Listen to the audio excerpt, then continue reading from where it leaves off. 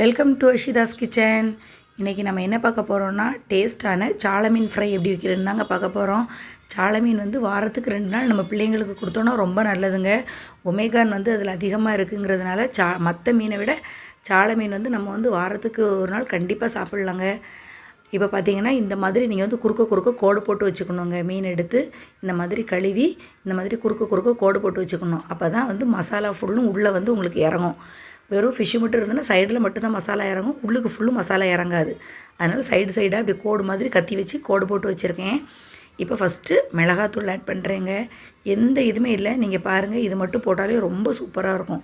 மிளகாத்தூள், மிளகுத்தூள், pepper powder, chilli powder, இது வந்து காஷ்மீரி சில்லி பவுடருங்க. அதுக்கப்புறம் உப்பு, எலுமிச்சம்பழம், இவ்வளோதாங்க நான் சேர்த்துருக்கேன். வேறு எந்த பொடியுமே நீங்கள் கார்ன்ஃப்ளவரு இந்த மாதிரி எதுவுமே போட வேண்டாம். இந்த மாதிரி நீங்கள் ஃப்ரை பண்ணி சாப்பிட்டு பாருங்கள், ரொம்ப டேஸ்ட்டாக இருக்குங்க. இப்போ இதை வந்து நல்லா மசிச்சு வச்சுக்கலாம். தண்ணி வந்து தேவையான அளவு ஊற்றிக்கங்க. நான் வந்து ஃபஸ்ட்டு இப்போ பார்த்தீங்கன்னா கொஞ்சமாக தான் பொடி போட்டிருக்கேன். இன்னும் பொடி காணாட்ட நம்ம கொஞ்சம் கூட போட்டுக்கலாம். போட்டுட்டு தண்ணி ஊற்றி நல்லா அது வந்து ஒரு எல்லா இடமும் ஒட்டுற மாதிரி ஒரு பேஸ்ட் மாதிரி நல்லா குழப்பி வச்சுக்கோங்க.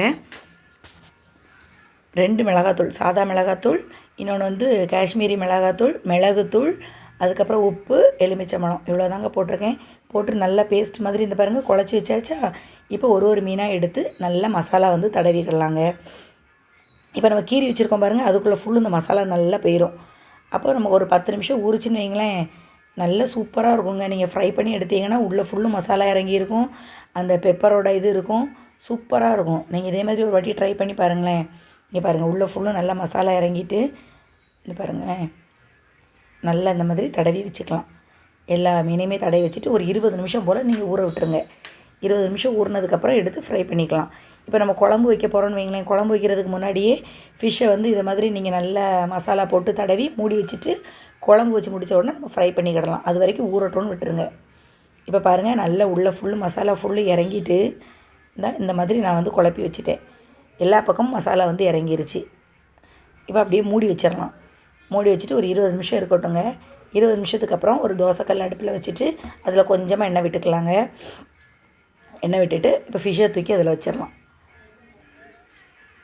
நல்ல மசாலா ஃபுல்லும் இருக்குது பார்த்தீங்களா, அதில் நல்லா உள்ளே ஃபுல்லு இறங்கி தான் இருக்கும் மசாலா.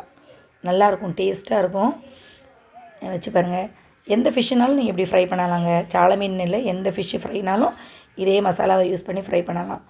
ஆனால் சால மீன் வந்து அடிக்கடி நீங்கள் சேர்த்துக்கோங்க. இந்த மாதிரி நல்லா ஃபுல்லாக நீங்கள் வச்சு நல்லா ஃப்ரை பண்ணி எடுத்துக்கலாம். இப்போ பாருங்கள், நல்லா ஃப்ரை ஆகிட்டுருக்கு. இப்போ இந்த டைமில் நீங்கள் என்ன பண்ணணும்னு பார்த்தீங்கன்னா, நல்லா ஃப்ரை ஆனதுக்கப்புறம் கொஞ்சமாக கருவேப்பிலை இலை போட்டுக்கலாங்க. அந்த கருவேப்பிலை ஸ்மெல் வந்து சூப்பராக இருக்கும். திருப்பி போட்டுட்டு நீங்கள் அது மேலே கருவேப்பிலை போட்டுக்கோங்க, சரியா? இந்த கருவேப்பிலையை வந்து போட்டு எடுத்துக்கலாம். போட்டுட்டு இப்போ அப்படியே அதை வந்து நல்லா ஒரு சைடு வெந்ததுக்கப்புறம் திருப்பி விட்டுக்கலாம். இந்த பாருங்கள், அந்த கருவேப்பிலையோடு எடுத்து சாப்பிடும்போது சூப்பராக இருக்கும் உங்களுக்கு. அவ்வளோதாங்க.